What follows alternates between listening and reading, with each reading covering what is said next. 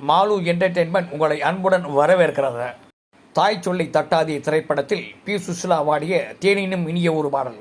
ஒருத்தி மகனாய் பிறந்தவனா, உருவில் அழகாய் வளர்ந்தவனா. இந்த பாடலின் தொடர்ச்சியான வரிகளும் மிக மிக அருமை. ஒருத்தி மனதில் நிறைந்தவனா, உயிரில் உயிராய் கலந்தவனா.